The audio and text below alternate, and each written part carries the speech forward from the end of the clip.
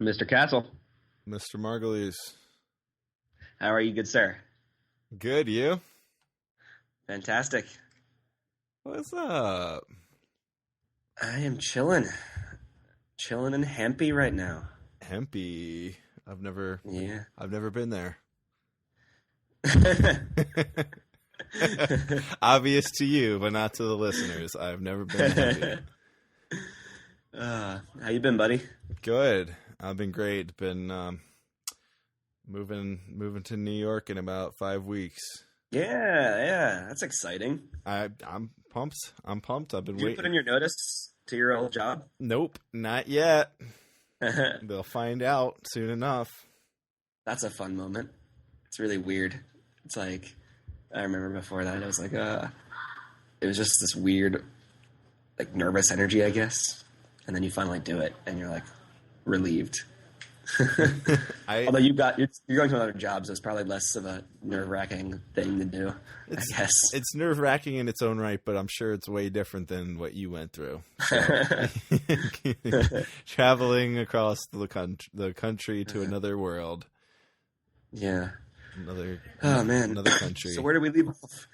I think we left off with me coughing, so that's still happening. Yeah. If you don't mind, I think we left off. Let me get my notes. Actually, I have notes. Journal I've been keeping, so I know exactly where we left off. Well, good. Here we go. September 16th, did first podcast with Castle. So later that day, so that was in the morning. It was your night, I think, your Sunday night. It was my Monday morning.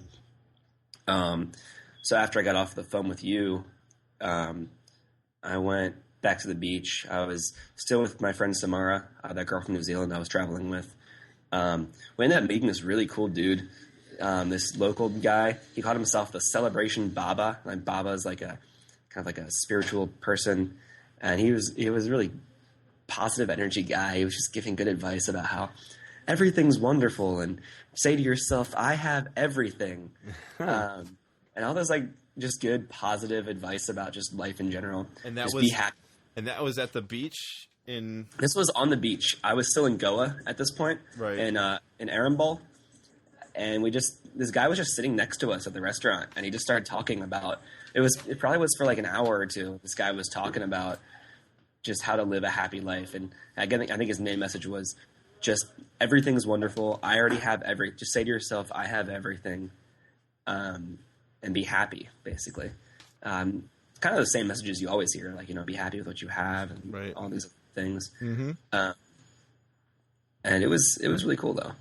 And then we go to there's a lake, you go over the hills there, and I have pictures actually, I put them up that you can see. And we can probably post them somewhere when we find like whatever website we're going to use for this thing. Sure. But if you look on the folder I shared with you, let's see.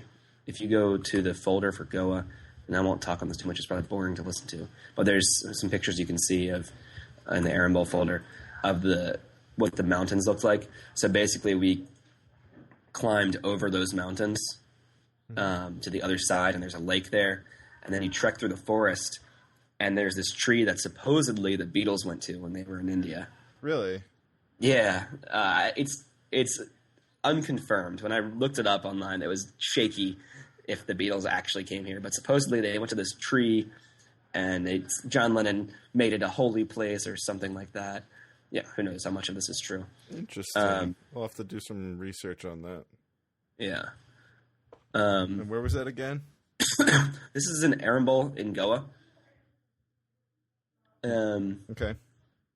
But anyway, so that was fun. I mean, I was spending a lot of time just kind of, I was just hanging out on the beach. It wasn't like crazy amount of sightseeing or crazy stories, but mostly it was just, hanging out.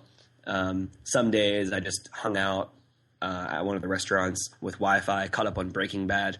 It's getting crazy, I hear. It is crazy. Do you watch it? I do watch it, but I'm only in season 3.5. Okay. Well, I'm not going to send any spoilers anyway, because that's my pet peeve. My biggest fear, right? There's one episode left, and I feel like I have to watch all the episodes immediately, or else I'll accidentally sign on Facebook and someone will post a spoiler or something. That's my biggest fear right now, besides losing my passport. in life.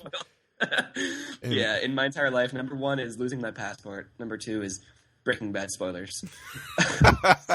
Not getting killed, not getting held for ransom, not getting a tapeworm. I gotta get my priorities, man. Word. But yeah. Anyway, yeah. But I was just hanging out on the beach, making other friends. There were tons of Israelis actually in Goa. Like everywhere. I think it's a big popular thing. So Israelis, of course, when they finish their high school, they go into military service for 3 years for guys, 2 years for girls. Right. But often what the Israelis do is after they finish their service, before they go to university or whatever, they usually take like a year off or something. So it's and India is a very, very popular destination for Israelis.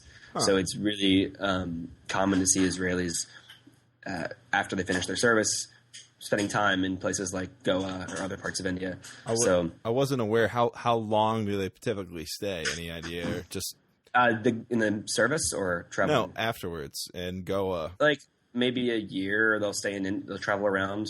I mean, maybe not necessarily India or just in Goa, but they'll spend maybe a gap year traveling. Right. It's something Americans don't really do, right? Because some do, but much more common in the U.S. is, you do your high school, then you go from high school to college, right, and then you get a degree in college, and you go to a job, and then you basically just work your job for the next 40 years. Right. In the meanwhile, you get married, have kids, all that stuff too. And that's kind of like the life story for a typical American. Right. I remember when I went to Israel on Birthright that's exactly unlike what they do over there. Exactly what you described. They go to high school, join the military, then they graduate. They try to scrimp and save. They get done with the military, then they scrimp and save, living with their parents, and then they travel the world for a year to 2 or 3 years. Yeah, exactly. Yeah, I met some that are traveling for 3 years now also. Yeah. And it's not just Israel, too. It's other parts of the world. Europeans, Australians, Canadians. You'll meet people from all other countries where it's much more common to take a gap year. Whether it's before college, after college, whatever. It's much more common around the world to do that kind of a thing. For whatever reason, in the U.S., it's much more uncommon and frowned upon, and you're expected to kind of just take your 2 weeks of vacation per year. Which in other countries, you would go to France and person will get 5 or 6 weeks of vacation a year. Right. It's kind of, while I'm traveling now and meeting these people that are traveling from other countries, it's interesting to see just the differences and so when I left, my last vacation when I was working was in March when I did my Australia and Asia trip. And that was sort of, so I guess last time I talked about how when I went to Peru a year ago is when I really kind of realized what I needed to do. And then come March is when, sorry, I'll wait a second, it's loud. Come March is when I wanted to test the waters. So I took a 3-week trip to Australia and Southeast Asia to test out, okay, what if I really do jump without the rope? How's this going to work? Right. And I took off 3 weeks, and it was around the office. It was like, what? You're taking off 3 whole weeks? And people are, just shocked that I would have the audacity to take off 3 weeks of work, to leave work 3 whole weeks. How can you leave the office for 3 weeks? But then the moment I'm traveling and I'm meeting other travelers, the line I get was, "You're only traveling for 3 weeks?" Yeah. And that was just that was a moment where I was like, wow, there was something wrong here. That's interesting because just thinking about my own working situation, it raises an interesting point because my current line of work, I took a week off last year and did that improv class in New York City. And that took some, I had to coordinate all this stuff and get my boss's approval. And even then, you only have, 2 weeks for an entire year worth of vacation up until you're in your 5th or higher year. Like it's a bit ridiculous, I don't know if it's just a U.S. mentality compared to Europe, but it's there's probably other countries like it. But from what I see, the U.S. is definitely one of the worst as far as like that kind of stuff goes. A lot other. Well, I might have a biased point of view there, right? Because I'm meeting travelers from countries where it's not like that. Just because that's what I'm doing. I'm backpacking, so I'm gonna meet travelers from countries that are more likely to support backpackers. Right. So I could have a biased perspective there. But there definitely are other countries where the culture is different, where it's more not only accepted but even encouraged and expected to go and take a gap year. Right.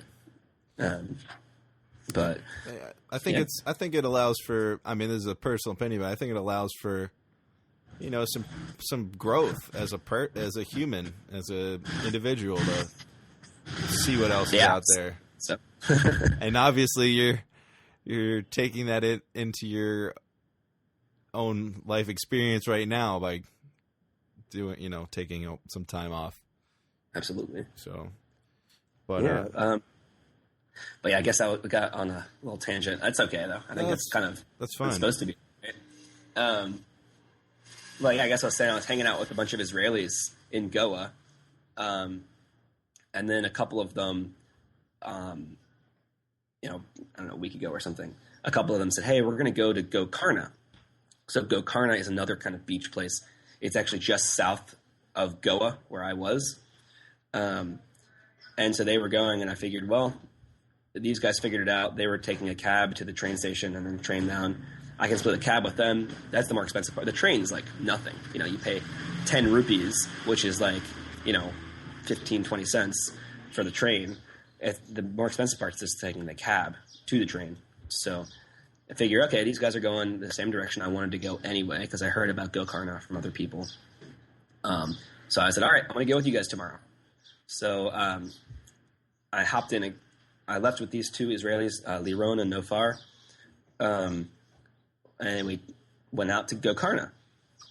And so that was, I don't know, like a week ago maybe, when I got to Gokarna. Uh-huh. And this place is like, I guess, just it's really beautiful and just super remote. And I think part of that is that it's still the off season, because it's like the end of monsoon season. And so it really picks up more in the wintertime, like November, December, January. Right. So part of it was that just hadn't picked up yet, but I think also this place is more remote in general than Goa is, which is cool. It's neat because you have basically a beach to yourself, and it's pretty awesome. At the same time, though, I don't know if it was what I would needed at that particular moment. Because just for my own experience. So I'm traveling solo. I did come with two people, but it wasn't the ideal place for necessarily meeting more people, right? Right. So I think it's a great place to go if you came with people that you're close with, but it's not necessarily the best place to meet new people. So I did come with people, but they had other friends there too.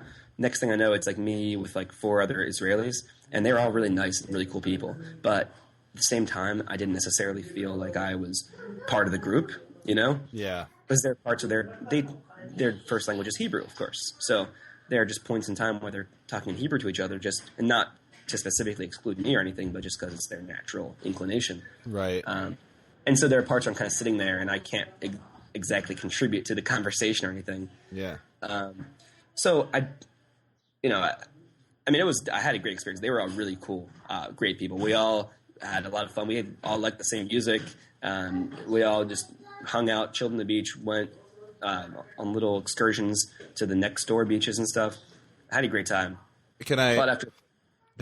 Can I ask you quickly what? Yeah. So what song would you say that best summarizes the experience there? What song? Yeah, I know it's a tough question, but what song we were listening to or singing? Yeah. Well, the one guy had a guitar, so I hadn't played guitar in a while. Every time I see one again, I always want to play it. So I started playing a bunch of guitar again. So it was a lot of Pink Floyd. So "Wish You Were Here," played that a lot. Played a lot of Bob Marley. Actually, I posted a picture on Facebook of me playing guitar to a cow. So I was playing guitar, and this random cow just walks up to me. And he just like watches me play for a while. I actually played a rendition of I played "No Cow, No Cry" to him. I have a video of that actually. Well, I haven't posted that anywhere. We'll post that one. Yeah, it's amusing. Hold on one second. It's kind of noisy. I'm gonna wait till this truck kind of drives away. Is that noisy on your end? That's not too bad. I guess these are the authentic sounds. We're gonna have to get used to this because I'm just taking internet wherever I can find it. Basically, a lot of these places. No problem. Last time we had the bird eavesdropping. There was actually a bird in this room earlier. I think he left, but there was a bird in here. Yeah, I'm at an internet cafe right now because my guest house does not have internet or Wi-Fi. Okay. I guess we'll get to that in the later part of the story where you are now and what you're doing. Yeah. I'll come to that. I guess where was I? I was talking about Gokarna. Yeah, I played No Cow, No Cry. No Cow, No Cry. I was playing a bunch of Bob Marley and Pink Floyd, and basically I'm not great at guitar, so whatever basic songs I know, I just played. I was just curious. So "Wish You Were Here" and would sum up that experience for you if you heard it, say 10 years from now, that would remind you of that trip. That song reminds me of so many things, though. It's a great song. I think you taught me that song, actually. Yeah, I might have. We were on like a Skype call, and you were like, "Hey, it's really easy. Let me show you." And you just showed me how to play it. Ever since, it's been my go-to guitar song because it's easy to play. Yeah. And it's a great song. So what more can you need if you're a shitty guitar player who likes good music? Horse with no name. A horse with no name. Yeah. But anyway, it was fun, but I still felt like after a few days of it, I felt like it was time for me to move on because I just wanted to meet more people. And I think really the thing to do is, meet people in a similar situation who are also solo travelers. And, it's hard to join in a group of other people, especially if they speak another language as their first language. But so I eventually decided, all right, I'm going to go to Hampi. So I spent I'd spent like some good amount of time, probably a week and a half between Goa and Gokarna, just kind of chilling on the beach.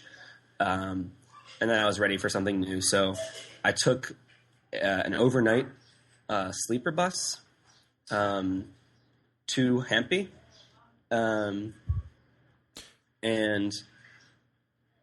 So the sleeper bus experience was not great. It's okay. It's all part of this trip. So I guess what happened is, well, first I had to figure out how to navigate the bus system. I had to take a bus to some other town, and then some other bus to some other, like a rickshaw actually, from there to this restaurant. And the overnight bus was like an hour late. And I'm freaking out. I think, is it getting too loud to hear me? I can hear you. Okay. I was waiting for this overnight bus at a restaurant or a hotel where they were going to pick me up. And it was like an hour late. And I'm a little bit freaking out because I'm thinking, did I go to the wrong place? Did I mess something up? At the same time, I know, Indian Standard Time is sort of like it's very typical for people to not be prompt around here. You're not talking about Germans here. People are kind of pretty laid back. So a time someone tells you, it means like add an hour or two to it. Usually, that's a very typical thing you'll find here. But I learned that pretty fast, actually. Anyway, finally the bus arrives. But the part that sucked about it, so you have like a bed, basically, nothing fancy, but you have like a little flat surface to lay on. Right. But the part that sucked was that they had the AC just blasting. And it's like right on top of me. So I am just freezing my ass. I couldn't go to sleep because I'm just freezing my ass off. I got off the bus when it stopped, and I grabbed like some jeans and socks and a sweatshirt, but it still like wasn't enough. I was just like, it was like I was in a tundra or something. Wow. It's okay though. Whatever. Que sera, sera. What will be, will be. You lived. You're alive. Yeah, I'm alive. I made it to Hampi, so whatever. Not all's well that ends well. Then it got even crazier, though.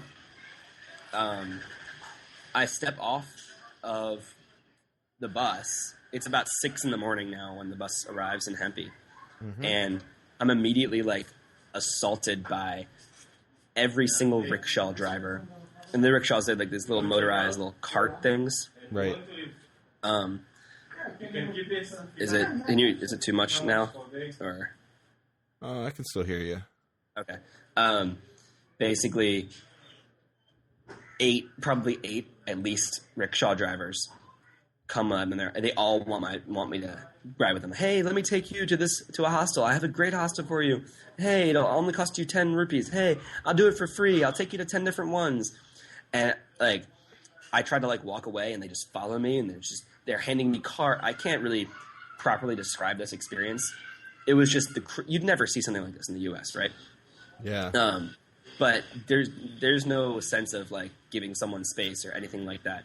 Like all 8 of these guys are, from the moment I step off the bus till the moment I finally got in one of their rickshaws, they're just following me, all yelling things at me, all want me to come to on their rickshaw to a hostel that they want to take me to. They're all handing me cards and maps and saying, "Hey, I'm the one. Choose me. I gave you the map." Right.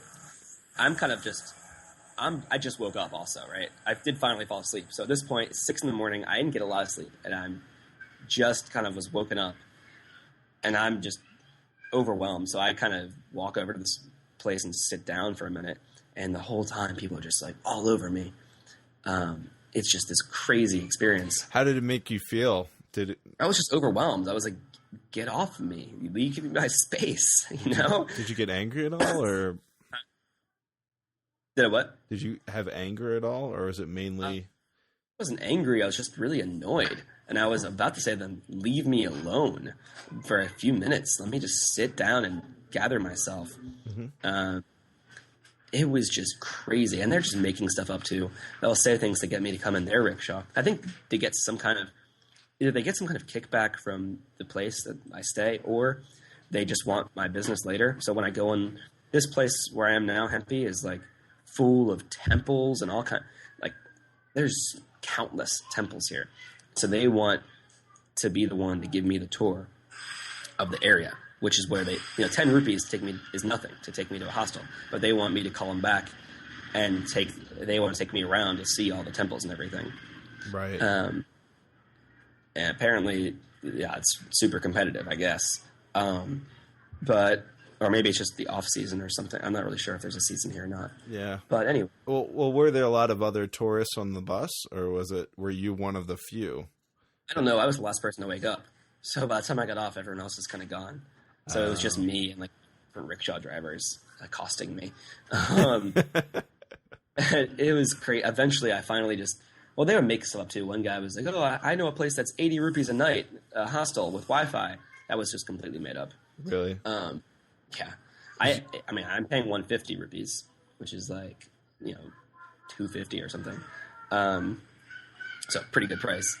But guys are making stuff up. Right. Anyway, I finally got in a rickshaw with one of these guys, and he took me to a hostel, the one I'm staying in. So that was that craziness. And that was yesterday. So okay. That was why we were supposed to do this yesterday, and that was why I was late. I got off the bus, and I was just way too overwhelmed, and I didn't get myself settled in until a little while later. It's no problem. No problem, man.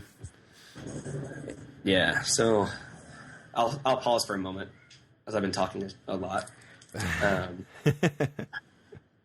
Do you want? Yeah, I was going to say. Want to take a break? No, we don't have to take a break necessarily. But did you have? I was just wondering, something you wanted to put in there, because I've just been rambling for a minute. Oh, I was just listening to the story. It sounded okay. I could imagine them, 8 or 10 rickshaw drivers coming after me, speaking in an accent, Yeah. probably like grabbing you and trying to get you to look at them and follow, like even maybe, I don't know if they pulled at your arms and whatnot, but I could see Some that. of them were, yeah. Some of them like would touch my hand or grab my hand and say, "Hey, listen to me. I'll be the one that." Yeah, they would do all that stuff. Remember Indiana Jones' Temple of Doom? Yeah. Yeah, of course. like when he Which scene are you talking? like I feel like that's what happened to, or maybe the first one, maybe Ark, I don't remember it well enough. the Raiders of the Lost Ark, where he, Indiana gets off a plane and then all these kids are pulling at him to do this or do that. Oh. But that's what I imagine it being like, and maybe we can add a clip of that on the site. Dr. Jones. Dr. Jones. Dr. Jones. I watched that scene nice. where he pulls the heart out recently. Oh, that scene's crazy. It's like on fire. Yeah, I use that in that song I played for you. But yeah, but I mean, it sounds like you made it. You made it to a hostel. What are your accommodations like? Yeah, actually, so they're not so much hostels as guest houses. So the difference being, like, in a hostel. So in Mumbai, I stayed in a hostel at first before I was couch surfing there. And in a hostel, you're in a dorm kind of place. You're sharing a room with a bunch of people. But a guest house, you actually have like your own room, basically. Or you do have your own room, or you can split it with someone if you want. So it's closer to like a hotel where you're paying for the room and not for the bed for the person. But all the guest houses here are like combinations. There'll be a guest house / laundromat / restaurant / travel agency in the same building. Yeah, all in the same place. There's a lot of that. The one I'm in's, I think it's just a guest house and laundromat. Maybe it has more though. I don't know. But yeah, I found a place and I kind of just walked around. I went to a restaurant and I made some friends. This Australian guy, and this Swedish girl, and I kind of went around with them. We went to like the water and climbed these rocks, and I have some pictures of it. I have them on the site, on the cloud. And yeah, hung out with them. They were leaving that day though, so then I walked around some more. I met a bunch of French people that they're actually on like a study abroad program. So they're taking classes at the University of Bangalore for the semester.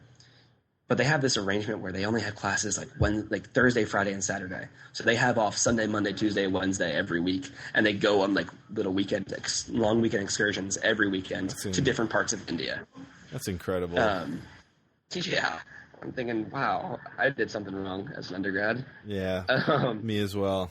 Yeah, but it was really cool. So I was hanging out with, it was like, how many of them? I don't know, 8 of them or something. 6 or 8 of them or something last night. That's cool. I've just basically been, meeting other travelers and hanging out with them. Probably today I'll end up going on some of the temples and seeing some of the other stuff in Hampi. There's also like this river that there's another side of the river that you can cross, and there's other stuff there, but you can only cross when the river height is. So yesterday I couldn't cross because the river was too high. Right. So I have to wait for the river to come down so I can cross it. Wow. And if I cross it, I'll be stuck if it comes back up until it comes down again. Oh my gosh. Unless I go around it, which is like a pretty long ways. When you go on these excursions and whatnot, what do you do? What do you do with your worldly belongings? Where do you bring every single thing with you every time? No, I leave it in my hostel or my guest house. I leave it in my room. Okay. I have a lock, so I just lock the room. You do? Yeah.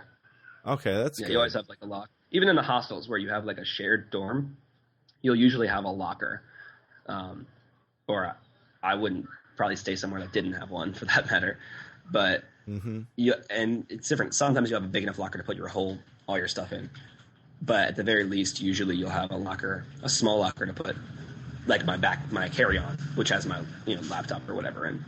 Right. I'll leave my big bag out because I don't care. It's just clothes, and I don't care that much if that stuff gets. If it did, I don't think anyone would steal that, but if it did, whatever. I gotcha. Stuff I really care about, I keep it locked away somewhere. I gotcha. I was just curious. 'Cause Yeah. I know I've stayed in a hostel and I've had things stolen. So Really, you didn't lock it away? Well, I left it in the watch of the hostel the hostel heads or the people. Oh, like when you checked out, right? I went to go buy some gifts and whatnot, and my cell phone and my camera were stolen when they were looking after it. So that's kind of my I've done that before after checking out, and I leave it at the front. But I question whether I should do that. Maybe the strategy is you leave your big bag with all your clothes and crap that's not that valuable, and just take your really valuable stuff with you. So I always have my phone and passport on me at all times, and maybe when I'm don't have a locker, keep my laptop on me also. It's probably safer. I think that's the way to go, just as a rule of thumb. Yeah, I think so. Actually, that's what the guys I met yesterday, the Australian and Swedish girl, they had checked out already, so they were carrying their valuables with them, basically. That's probably the way to go. I think it's a smart idea. I wanted to know. So I kind of wanted to know what did you wean your list of items down to? Last time we spoke more about the motivations of the trip and what motivated you to go on this trip and what you're looking to experience, but what did you wind up bringing with you? What are those important items that you decided I'm going to bring this, and this? So probably too much stuff. I've thought about getting rid of stuff. Wow. Just to make my bag lighter, have less of a burden. Because there's stuff I'm not using. So I have like way too many pairs of shorts. I have like 3 or 4 pairs of shorts. I don't need that many. But yeah, I have, clothes, of course. So shorts and shirts and that kind of thing. I mean, I just want to know, like, do you have like 2 days worth of clothes, 3, 4, etc.? I mean, it's really easy to do laundry here. Most of the guest houses will have a laundromat, so you just hand them your bag and you get that night or the next morning. So like, I've done laundry twice so far, so maybe once a week I'm doing it. But yeah, I mean, you want maybe a week's worth of clothes. But you can wear the same pair of shorts a couple times. Right. So I don't need 4 pairs of shorts. It's a little excessive. I have 2 pairs of jeans, and I wear one. I only need one probably, unless I go north, which I might go north soon. It might get cold. I have to look up. I haven't done a lot of research about anything for that. I just kind of came into Mumbai and figured it out when I got here, right, which I think is part of the fun. But I might do a little bit of more research to figure out where I should go next. Because right now I'm not. For a while I had somewhat of a trajectory. I knew I was going to go to Goa, and then by that point I already knew about Gokarna and about Hampi. And now it's open-ended. I can either keep going south, and there's a bunch of stuff to see south of India, or I can go venture north before it gets too cold, and see all the stuff there. I don't know if I'm going to go to the Himalayas and whatnot. Yeah. But I should do a little bit more of that. Yeah. But anyway, you were asking me what I brought. So besides clothes, though, yeah. So I have my passport, of course, and I brought my phone, my Galaxy S3, and I was able to get like an Indian SIM card. But I'm also using it as my camera, my MP3 player. It's serving a lot of. It's a mini tablet if I walk somewhere that has Wi-Fi, or it's got a data plan too. So that one's an essential piece. My laptop. I got this laptop specifically for this trip. It's a tiny, light little thing that's easy to transport. Right. So perfect for this. I brought some books. I just finished one of them though, so I'm probably going to give it away to somebody that will find use out of it. Nice. So I have one less thing in my bag, and someone else will get benefit out of it. I've got I don't know, my microphone that I'm using right now. But it's a little mini microphone. Again, I got this specifically for doing a travel kind of podcast, so it's this tiny microphone. I think it seems like it's getting decent quality. Yeah, definitely. So, I don't know, what else do I have? Sunglasses. Toiletries, yeah. You have to carry toilet paper I have to buy toilet paper and just carry it in my bag with me wherever. I have a little even smaller bag that kind of like tote around with me as I'm walking around, and that has like my book in it, or my sunglasses, or my toilet paper, because a lot of the toilets don't have toilet paper. Oh wow! Okay, so people use their left. There's like water.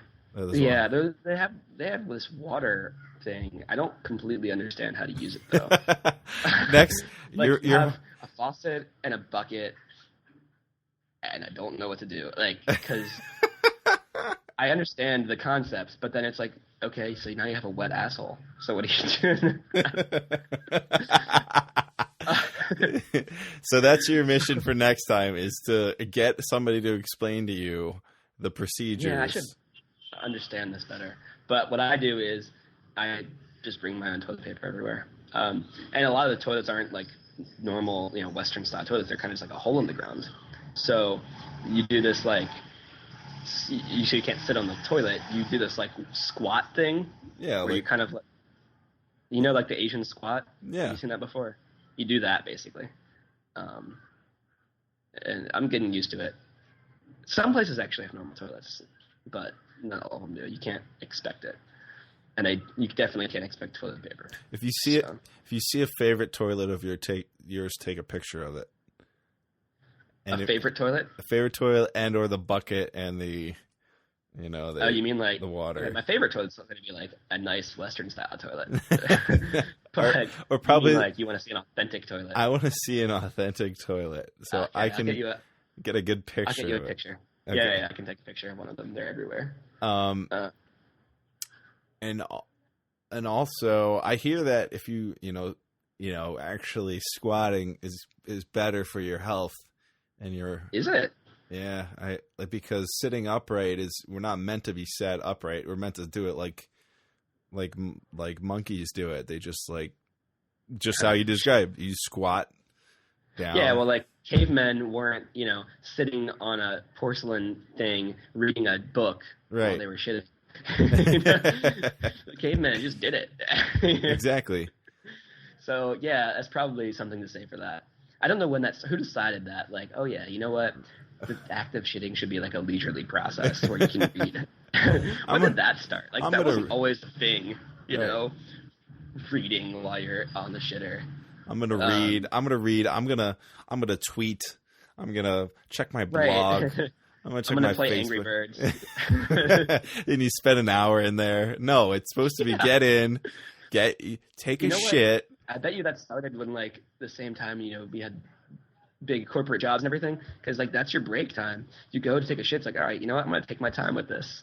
Yeah. I'm gonna check my email and play Angry Birds for a while, and then 12 minutes later, get back to my job. Yeah, probably. And it's something to commercialize, a product to make. Well, you think about it also, toilets are comfortable to a degree, but they're still not incredibly comfortable. They're probably 15 minutes comfortable. I think they do that. I think they do that on purpose. Maybe we need a toilet with pillows on it or something. They may. I see old people have that. I don't know. I don't know if it's just that they're smarter than everyone and they've had the experience of, I'm gonna have a pillowed toilet top, or they've got hemorrhoids. More time there. So, oh no. All right, I think we've exhausted this topic. Oh, dude, toilet talk can be interpreted into any language and is universally appealing. So, Man. Okay, so let's see. I guess I've talked about all the like things I've done in the past week. And I guess we don't have to fill a whole hour if we don't want to, but we can keep if there's other stuff. I'm happy to keep talking though. If there's things that have sparked interesting questions from you or whatever. Right. I was curious if you learned any tips or gained any had any interesting conversation with the Israelis or maybe the Swedish girl or the Australian. Or what was there any interesting stories behind the people that you've met? Yeah, they all have interesting stories. Let's see, I'm trying to think of anything specific. Hold on a moment, it's getting loud again. I don't know if I'm trying to think of anything specific, but there are some things I took away where they just do things differently, right? So the French people, for example, were telling me they're all in business school. So in France, you don't do 4 years of undergrad and then take 2 years of an MBA or whatever. No, they take 3 years of their undergraduate degree and then like a year or two of their graduate. So it's like 4 or 5 years total instead of like 6. Mm-hmm. So that was interesting. Let's see. I've heard tons of interesting, crazy stories, and I am drawing a blank, trying to think of like a really cool one on the spot. I can tell you a cool one. This is interesting. So when I was in Goa, I told you about that guy, Andy, who I met. Yeah, I remember. My friends told me to meet this guy, and like just so happens to be sitting right next to us. Arambol is a pretty small place, so you kind of see the same people. But anyway, this guy basically like has a time travelers group, and he's gonna have this convention in Arambol at the end of December, where all these people that he has. Did I talk about this already? I might have talked about this already. I don't think so. But he has this other friend who basically they've convinced a whole group of people that this guy is a time traveler.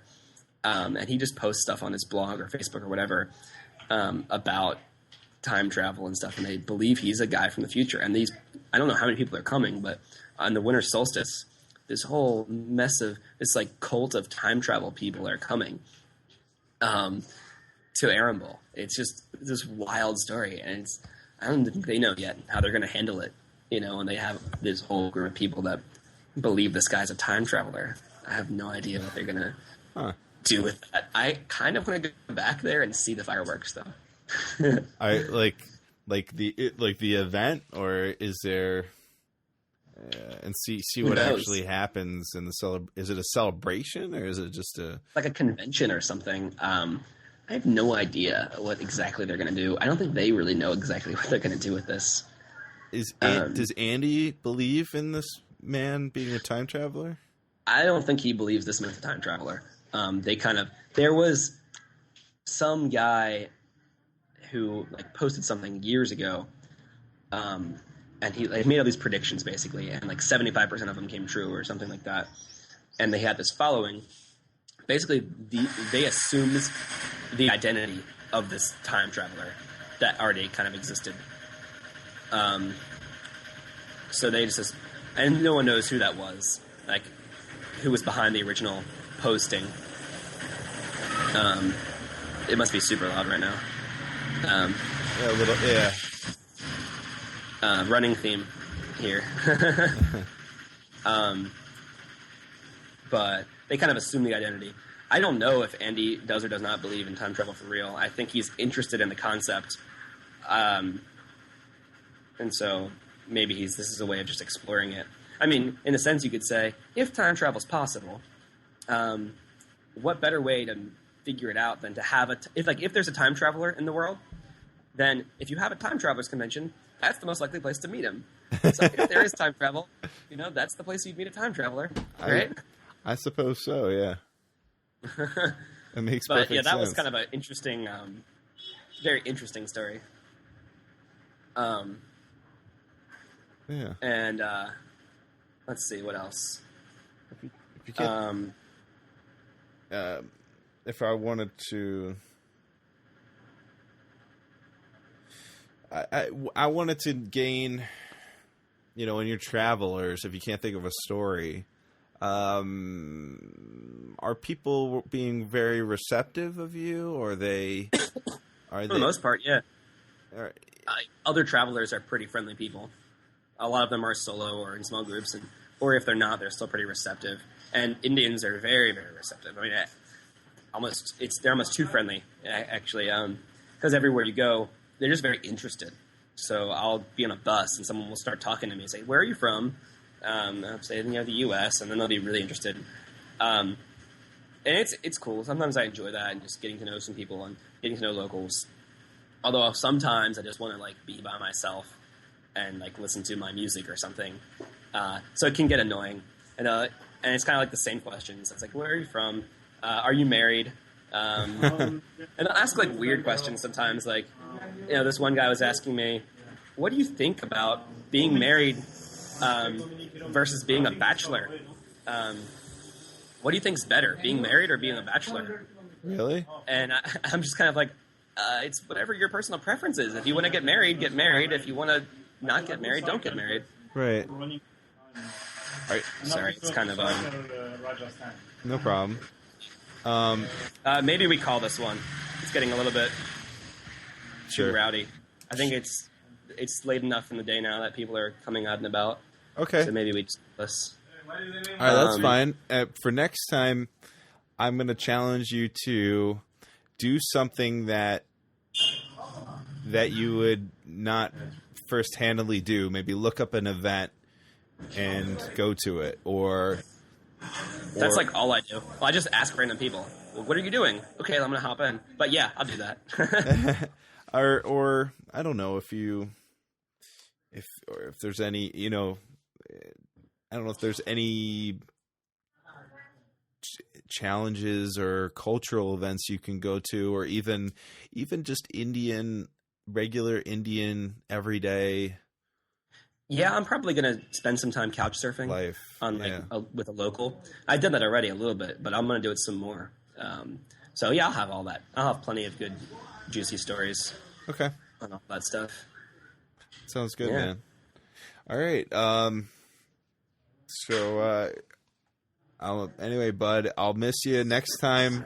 Next time we talk will be, I might be in New York City this weekend. So if not this weekend, maybe we can check in again on Monday. Maybe that'll work out. We'll figure it out. Yeah, we'll talk. We'll figure it out. All right, buddy. I miss you. Miss you too. I'll catch up with you soon. Peace. All right. Travel well. Bye. Later.